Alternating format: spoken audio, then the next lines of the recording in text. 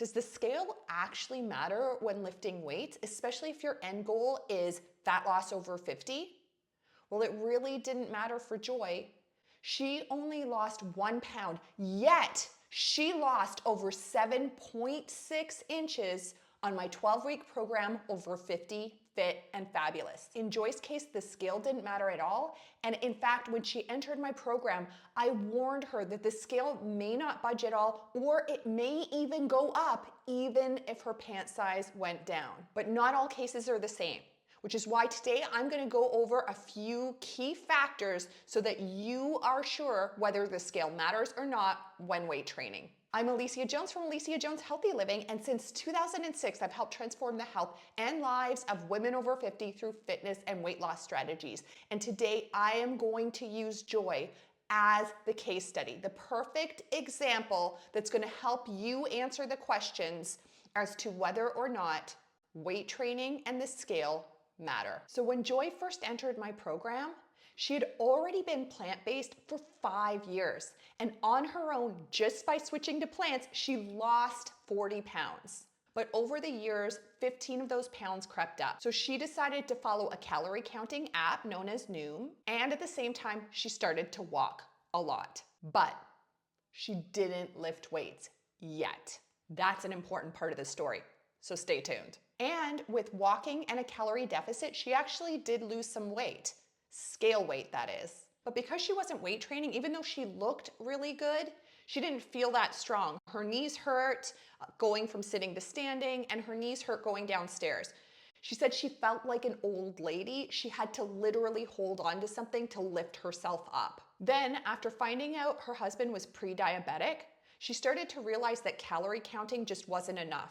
She realized that the amount of macronutrients, that is proteins, fats, and carbohydrates, played a big role in both herself and her husband's quality of life and health, not to mention in maintaining lean muscle.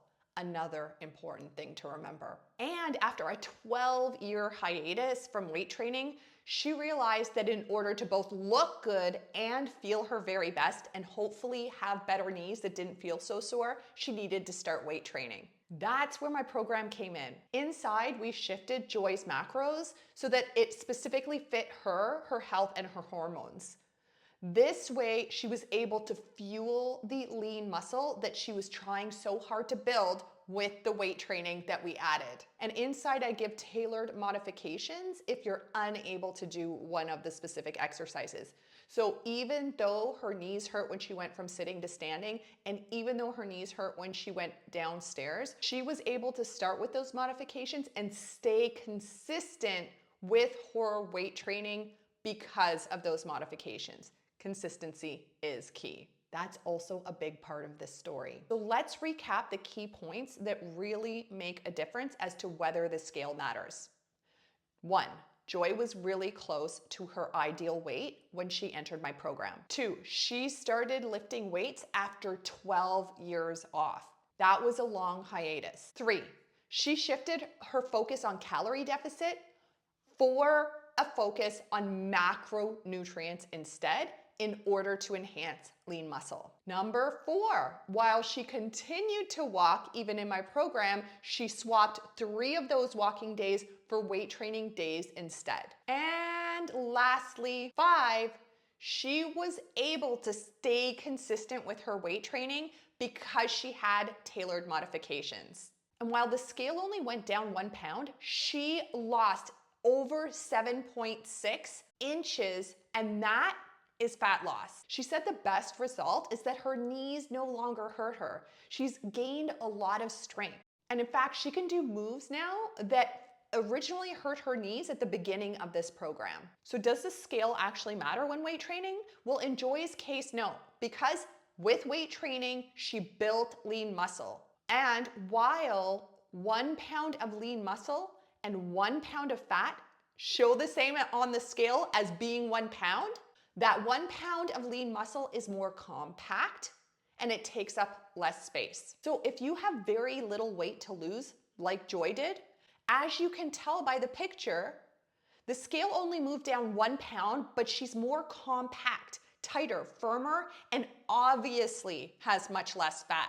And if you do have more weight to lose, at some point the scale may plateau as you lose fat at the same rate as you enhance your lean muscle, and that scale is going to stay the same even as your pant size goes down. And the reason I believe that Joy or anyone else that does calorie deficit and walking as their way of losing weight, why they may actually gain weight when they start weight training, it's because when you decrease calories and you add more walking, some of the weight that you lost will be lean muscle.